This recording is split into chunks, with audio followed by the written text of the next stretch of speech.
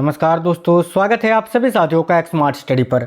साथियों, आज के इस क्लास में एनसीईआरटी के साइंस के क्वेश्चंस करेंगे railway, ALP, technician, RPF, NTPC और ग्रुप डी के लिए। तो अगर आप भी रेलवे एग्जाम्स की तैयारी कर रहे हैं तो ये जो विज्ञान के क्वेश्चंस आपको करवाएंगे, ये क्वेश्चंस सारे एनसीईआरटी के क्वेश्चंस हैं और वेरी इंपॉर्टेंट क्वेश्चंस हैं। आज के इस क्लास में टोटल 51 क्वेश्चंस हैं, तो ये क्लास आपको कंप्लीट देख लेना है साथियों, क्योंकि ये बहुत ही इंपॉर्टेंट और सिलेक्टेड क्वेश्चंस हैं। तो देखिए, पहला क्वेश्चन है, गोबर गैस संयंत्र का आविष्कार किसने किया था। बहुत ही सिंपल क्वेश्चन है, पूछा ये जा रहा है कि गोबर गैस संयंत्र जो है इसका आविष्कार किसने किया था। तो देखिएगा, यहाँ आपका करेक्ट आएगा option number A, CB Desai ने। याद रखिए, ये जो गोबर गैस संयंत्र है इसका आविष्कार सीबी देसाई ने किया था। तो करेक्ट आएगा ऑप्शन नंबर ए। आगे देखिए, निम्नलिखित तत्वों में से किसका लवण पटाखों में रंग उत्पन्न करता है। काफी इंपॉर्टेंट क्वेश्चन है, निम्नलिखित तत्वों में से किसका लवण है जो पटाखों में रंग उत्पन्न करता है। तो याद रखिए, करेक्ट आएगा स्टेंसियम एवं बेरियम। तो देखिए, करेक्ट आएगा ऑप्शन नंबर सी, स्टेंसियम एवं बेरियम। ठीक है, देखिए, स्टेंसियम के कारण आतिशबाजी में जो रंग लाल होता है ना, लाल रंग, वो साथियों स्टेंसियम के कारण होता है और बेरियम के कारण होता है हरा। याद रखना दोनों। आगे देखिए, मानव शरीर के किस अंग में यूरिया का निर्माण होता है, यानी मानव शरीर का वो कौन सा अंग है जहाँ से यूरिया का निर्माण होता है। तो देखो, करेक्ट आएगा यकृत में, लीवर में। ऑप्शन नंबर ए राइट है। नेक्स्ट है, प्रकाश की किरण गमन करती है किस प्रकार से। तो देखिए, प्रकाश की जो किरण होती है वो किस प्रकार गमन करती है, ये पूछा जा रहा है। तो याद रखिएगा, सीधी रेखा में। ठीक है, प्रकाश की किरण ये सीधी रेखा में गमन करती है हमेशा। तो देखिए, इसका करेक्ट आंसर आपका आएगा ऑप्शन नंबर ए, सीधी रेखा में। अगला क्वेश्चन है, सामान्य आंख के लिए उसकी समंजन क्षमता कितना होता है। तो साथियों, सामान्य आंख के लिए उसकी जो समंजन क्षमता होती है वो भाई कितना होता है। तो करेक्ट आएगा यहाँ आपका 4D। याद रखना, 4D यानी 4 डायोप्टर। करेक्ट आएगा option number B. Next question देखते हैं। देखिए, अगला है, पुतली के साइज को कौन नियंत्रित करता है। पुतली का जो साइज होता है इसको कौन नियंत्रित करता है। तो याद रखिए, परितारिका। देखिए, परितारिका को अंग्रेजी में आइरिस बोला जाता है साथियों, आइरिस। आपने पढ़ा होगा आइरिस। तो ये परितारिका को ही आइरिस बोला जाता है इंग्लिश में, जो पुतली के साइज को नियंत्रित करता है।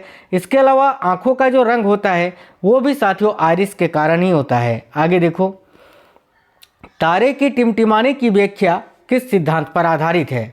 तो तारा जो टिमटिमाता है वो किस सिद्धांत पर आधारित है, ये पूछा जा रहा है। तो करेक्ट आएगा अपवर्तन के सिद्धांत पर। करेक्ट है ऑप्शन नंबर बी, अपवर्तन। याद रखना। नेक्स्ट है, किसी दृष्टि दोष में किसी वस्तु का प्रतिबिंब रेटिना के आगे बनता है, यानी वह कौन सा दृष्टि दोष है जिसमें किसी वस्तु का जो प्रतिबिंब होता है वो रेटिना के आगे की ओर बनता है। तो याद रखिए, करेक्ट आएगा निकट दृष्टि दोष में। देखो, करेक्ट है साथियों ऑप्शन नंबर बी, निकट दृष्टि दोष आपको यहाँ याद रखना है। अगला क्वेश्चन है, नेत्र की समंजन क्षमता कम हो जाने से उत्पन्न होता है, इनमें से कौन सा दृष्टि दोष। यानी जब नेत्र की समंजन क्षमता कम हो जाती है तो इनमें से कौन सा नेत्र रोग होता है। याद रखिएगा, जरा दृष्टि दोष। ठीक है, राइट आएगा ऑप्शन नंबर डी।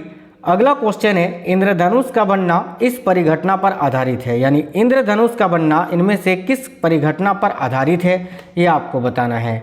तो देखिए, इंद्रधनुष का बनना जो है ना, ये प्रकाश के पूर्ण आंतरिक परावर्तन परिघटना या सिद्धांत पर आधारित होता है। तो राइट आएगा ऑप्शन नंबर सी। नेक्स्ट है, किसी कोलाइडी विलयन में निलंबित कणों से प्रकाश के प्रकीर्णन को क्या कहा जाता है। साथियों, क्वेश्चंस को ध्यान से पढ़ना है और अच्छे से समझ के आपको ये क्वेश्चंस याद रखना है। जो क्वेश्चन आपको डिफिकल्ट लगे उसको आप नोट कर रख सकते हैं आपके अपने नोटबुक में। देखो, किसी कोलाइडी विलयन में निलंबित कणों से प्रकाश के प्रकीर्णन को क्या कहा जाता है। तो याद रखिए, राइट आएगा टिंडल प्रभाव। ऑप्शन नंबर ए इस क्वेश्चन के लिए करेक्ट हो जाएगा। अगला है, किसी कुंडली का प्रतिरोध ज्ञात करने का सूत्र क्या होता है। तो साथियों देखिए, किसी भी कुंडली का प्रतिरोध ज्ञात करने का जो सूत्र होता है वो होता है R = V/I। याद रखना, ठीक है। तो देखिए, इसको आपको याद रखना है क्योंकि ये सूत्र जो है पूछा जाता है। तो करेक्ट आएगा ऑप्शन नंबर बी। आगे देखिए, अगला क्वेश्चन है, निम्नलिखित में से कौन नवीकरणीय ऊर्जा का स्रोत है। तो देखिए इनमें से कौन नवीकरणीय ऊर्जा का स्रोत है, तो सौर ऊर्जा, ऑप्शन नंबर डी करेक्ट आएगा। अगला है राष्ट्रीय विज्ञान दिवस निम्नलिखित में से किसकी जन्म तिथि पर मनाया जाता है। साथियों यहाँ बात करें राष्ट्रीय विज्ञान दिवस की तो ये प्रत्येक वर्ष 28 फरवरी को मनाया जाता है। और किनकी जन्म तिथि पर मनाया जाता है, तो याद रखना सीवी रमन, ठीक है, सीवी रमन के जन्म तिथि पर, ऑप्शन नंबर बी करेक्ट आएगा। हड्डियों का अध्ययन निम्नलिखित में से किसके अंतर्गत किया जाता है, तो देखिए हड्डियों का अध्ययन जो है ऑस्टियोलॉजी के अंतर्गत किया जाता है, राइट आएगा ऑप्शन नंबर डी ऑस्टियोलॉजी। अगला है किसी माध्यम में उत्पन्न पराश्रव तरंगों को संसूचित यानी डिटेक्ट किया जा सकता है। देखिए तो भाई किस माध्यम से, है ना, किस माध्यम से उत्पन्न पराश्रव तरंगों को डिटेक्ट किया जा सकता है, तो याद रखिए करेक्ट आएगा यहाँ कुंड नलिका के द्वारा, ऑप्शन नंबर सी करेक्ट हो जाएगा। अगला है बिट्स यानी बिस्पंद, ये परिणाम है किसका, तो याद रखिए ये जो है लगभग समान आवृत्तियों की दो तरंगों के आवृत्तियों का जो है ये परिणाम होता है। नेक्स्ट क्वेश्चन है ऊष्मा को वैद्युत ऊर्जा में परिवर्तित करने के लिए किसका प्रयोग किया जाता है, तो देखिए ऊष्मा को वैद्युत ऊर्जा में परिवर्तित करने के लिए थर्मोकपल का प्रयोग करते हैं, ऑप्शन नंबर डी करेक्ट आएगा साथियों थर्मोकपल।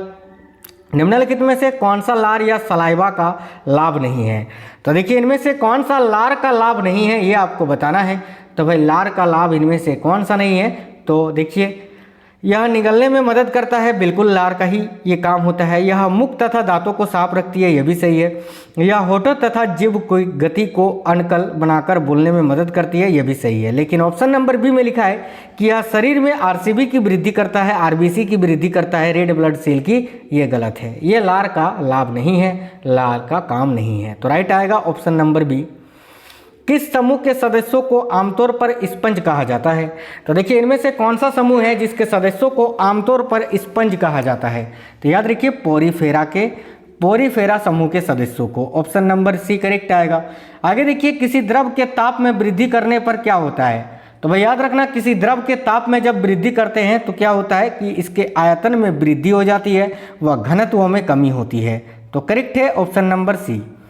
आगे देखिए सबसे अधिक अपवर्तनांक वाला आंख का अंग कौन सा है, देखिए सबसे अधिक अपवर्तनांक वाला आंख का अंग होता है लेंस, ऑप्शन नंबर सी याद रखना है आपको लेंस। एंजाइम क्या होते हैं, तो देखिए एंजाइम जो होते हैं ये साथियों प्रोटीन होते हैं, याद रखिए प्रोटीन। निम्न में से कौन सा दर्द का निवारक करता है या निवारण करता है, यानी दर्द को मिटाने वाला मेडिसिन जो है वो किस प्रकार का होता है, तो एनाल्जेसिक होता है साथियों, एनाल्जेसिक करेक्ट आएगा ऑप्शन नंबर बी। शरीर के साथ, ठीक है, संपर्क में स्पिरिट ठंडी अनुभूति देती है, क्यों, तो देखिए शरीर के साथ संपर्क में जब शरीर के संपर्क में जब स्पिरिट आता है तो हमें ठंड महसूस होता है, ठीक है, क्यों, तो याद रखना क्योंकि स्पिरिट जो है ना ये साथियों एक अत्यंत वाष्पशील द्रव है, ऑप्शन नंबर सी करेक्ट आएगा। आगे देखिए मधुमक्खी कॉलोनी के सदस्य एक दूसरे को किस प्रकार उपलब्ध भोजन की दिशा को बताते हैं, यानी मधुमक्खी जो होते हैं वो एक दूसरे को किस प्रकार यह संकेत करते हैं कि वहाँ पर भोजन है, तो याद रखना गंध से, ऑप्शन नंबर ए करेक्ट आएगा। आगे देखिए पर्यावरण का पहला संयुक्त राष्ट्र सम्मेलन कहाँ पर आयोजित हुआ था, तो देखिए पर्यावरण का पहला संयुक्त राष्ट्र सम्मेलन जो है ये साथियों 1972 में हुआ था, 1972 में, ठीक है, और ये कहाँ पर हुआ था, तो स्कॉटहोम में, याद रखिएगा, ठीक है, स्कॉटहोम में पहला पर्यावरण सम्मेलन हुआ था, आपको याद रखना है, ठीक है, कब, तो 1972 में। यहीं पर अगर बात करें हम प्रथम पृथ्वी सम्मेलन कब हुआ था, तो देखिए प्रथम पृथ्वी सम्मेलन जो है 1992 में ब्राजील के रियो डी जेनेरियो में हुआ था, आपको याद रखना है। निम्न में से किस ताप पैमाने पर तापमान कभी ऋणात्मक नहीं होता है, काफ़ी अच्छा क्वेश्चन है। तो इनमें से कौन सा ताप पैमाना है जिस पर तापमान कभी ऋणात्मक नहीं होता है, तो याद रखिए करेक्ट आएगा यहाँ आपका ऑप्शन नंबर डी केल्विन पर। केल्विन पर मान जो है कभी भी साथियों ऋणात्मक नहीं होता है। आप देखो सेंटीग्रेड में सबसे कम तापमान होता है -273 डिग्री सेल्सियस, सबसे कम तापमान ये होता है नेगेटिव में -273, और -273 डिग्री बराबर अगर केल्विन में हम बदलें तो होता है 0 डिग्री केल्विन, यानी ये कभी नेगेटिव नहीं होता है, याद रखना केल्विन, ठीक है। आगे देखिए हरा वर्ण का संपूरक वर्ण क्या होता है, यानी हरे रंग का संपूरक वर्ण रंग क्या होता है, तो याद रखिए मेजेंटा होता है, ऑप्शन नंबर ए। अगला मेसनर प्रभाव किससे संबंधित है, तो साथियों मेसनर प्रभाव का संबंध अतिचालकों से है, याद रखिएगा। अगला है तंबाकू का धुआं स्वास्थ्य के लिए हानिकारक है क्योंकि उसमें क्या होता है। तो भाई देखिए तंबाकू का जो धुआं है ये स्वास्थ्य के लिए हानिकारक है क्योंकि उसमें क्या होता है, तो निकोटीन होता है। राइट आएगा ऑप्शन नंबर बी, निकोटीन। आगे देखिए गलसुआ यानी मम्पस एक वायरल रोग है जो सूजन पैदा करता है किसमें। तो देखिए गलसुआ एक वायरल रोग है जो कि सूजन पैदा करता है किसमें। तो भाई याद रखिए करेक्ट आएगा कर्णपूर्व में। ठीक है, याद रखना कर्णपूर्व यहाँ आपका करेक्ट आएगा साथियों। ठीक है, आगे देखिए अगला क्वेश्चन है किलोवाट घंटा एक यूनिट है किसका, यानी किलोवाट घंटा किसका मात्रक है। तो राइट आएगा ऊर्जा का, ऑप्शन नंबर ए करेक्ट आएगा। मानव शरीर की सबसे बड़ी मिश्रित ग्रंथि कौन सी है, यह आपसे पूछा जा रहा है। तो देखिए मानव शरीर की सबसे बड़ी मिश्रित ग्रंथि अग्नाशय है। यहीं पर सबसे बड़ी ग्रंथि पूछा जाता तो यकृत होता, लेकिन जब भी आपसे सबसे बड़ी मिश्रित ग्रंथि पूछे तो अग्नाशय होगा आंसर, याद रखना। द ओरिजिन ऑफ स्पीसीज नामक पुस्तक किसने लिखी है। तो देखिए करेक्ट आएगा चार्ल्स डार्विन ने साथियों। अगला है क्लोरीन की संयोजकता क्या होती है। तो भाई एक होता है, याद रखना। बड़ा ही सिंपल क्वेश्चन है, आपको सिंपली याद रखना है। जब भी ये क्वेश्चन पूछे क्लोरीन की संयोजकता क्या है तो एक है। आगे देखिए वायुमंडल में कार्बन डाइऑक्साइड गैस की उपस्थिति कितना है, यानी हमारे वायुमंडल में कार्बन डाइऑक्साइड गैस जो है ये कितना प्रतिशत पाया जाता है। तो याद रखिएगा 0.03%। ठीक है, चलिए नेक्स्ट क्वेश्चन की ओर बढ़ते हैं। अगला क्वेश्चन है संगमरमर का रासायनिक सूत्र क्या होता है। तो संगमरमर कैल्शियम कार्बोनेट इसको हम बोलते हैं और इसका सूत्र होता है CaCO3। नेक्स्ट क्वेश्चन है पायराइट अयस्क को जलाने से मिलती है क्या। तो देखिए पायराइट अयस्क को जलाने से कौन सी गैस मिलती है। तो याद रखिएगा यहाँ आपका करेक्ट आएगा sulphur dioxide gas, option number B. आगे बढ़ते हैं नेक्स्ट क्वेश्चन की ओर। अगला है होम्योपैथी के आविष्कारक कौन थे। तो वह देखिए होम्योपैथी का आविष्कार कौन है। तो याद रखना Hahnemann, option number A right होगा। वायुमंडल में प्रकाश के विसरण का कारण क्या है। देखिए वायुमंडल में प्रकाश के विसरण का कारण होता है धूलकण, याद रखिए धूलकण। अगला है रूमेटिक हृदय रोग का इलाज किसकी मदद से किया जाता है। तो भाई रूमेटिक हृदय रोग का जो इलाज है ये एस्पिरिन की सहायता से किया जाता है, ऑप्शन नंबर ए करेक्ट है एस्पिरिन। नेक्स्ट है कोई पिंड उष्मा का सबसे अधिक अवशोषण करता है जब वह किस प्रकार हो। तो देखिए कोई भी पिंड उष्मा का सबसे अधिक अवशोषण कब करता है। तो साथियों याद रखिए करेक्ट आएगा जब वो काला और खुरदरा हो, यानी काला रंग और खुरदरा रंग जो है ये उष्मा को सबसे ज़्यादा अवशोषित करता है ना। तो करेक्ट आएगा ऑप्शन नंबर ए। घरेलू विद्युत उपकरणों में प्रयुक्त सुरक्षा फ्यूज तार तथा धातु से बनी होती है जिसका क्या होता है कम, जिसका क्या कम होता है। तो देखिए घरेलू विद्युत उपकरणों में प्रयुक्त सुरक्षा फ्यूज होता है, जो फ्यूज का तार वो किस धातु का बना होता है, किस प्रकार के धातु का, जिसका गलनांक कम हो। तो राइट आएगा ऑप्शन नंबर बी। कोशिका में निम्न में से कौन सी पाचन थैली कहलाती है। तो कोशिका में निम्न में से कौन सी पाचन थैली कहलाती है। तो याद रखिए करेक्ट आएगा लाइसोसोम, ऑप्शन नंबर डी। दूध को दही में स्कंदित या स्कंदित करने वाला एंजाइम कौन सा है।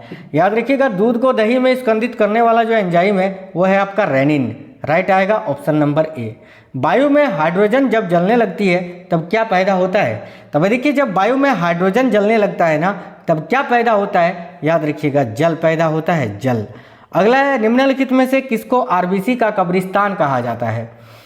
तो साथियों देखिएगा आरबीसी का कब्रिस्तान किसको कहा जाता है, याद रखिए प्लीहा को, ऑप्शन नंबर बी यहाँ आपका करेक्ट आएगा साथियों प्लीहा। अगला है कौन सी अक्रिया गैस यौगिक बना सकती है। तो भाई इनमें से कौन सी अक्रिया गैस है जो कि यौगिक बना सकती है, याद रखना है जीनॉन। और साथियों जीनॉन सबसे ज़्यादा यौगिक बनाने वाली अक्रिया गैस है, ये भी याद रखना है। क्वेश्चन नंबर 50 है डीटीपी का पूरा रूप क्या होता है।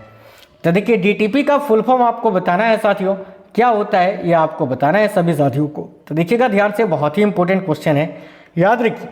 डीटीपी का फुल फॉर्म होता है डेस्कटॉप पब्लिशिंग। क्या होता है, desktop publishing, option number B यहाँ करेक्ट आएगा। ठीक है, चलिए एक क्वेश्चन आपके लिए है, इसका आंसर आप कमेंट बॉक्स में बताइए कि किस तत्व की कमी से घेंघा रोग होता है, नाइट्रोजन, कैल्शियम, फास्फोरस या आयोडीन। इस क्वेश्चन का आंसर सभी साथी कमेंट बॉक्स में बताएंगे। साथ ही में सभी लोग बता दीजिए क्वेश्चंस कैसे थे, आपको क्लास कैसा लगा है। वीडियो को एक लाइक जरूर करिएगा और अपने दोस्तों के साथ इस क्लास को शेयर कर देना। मिलते हैं नेक्स्ट वीडियो में, तब तक के लिए जय हिंद, वंदे मातरम।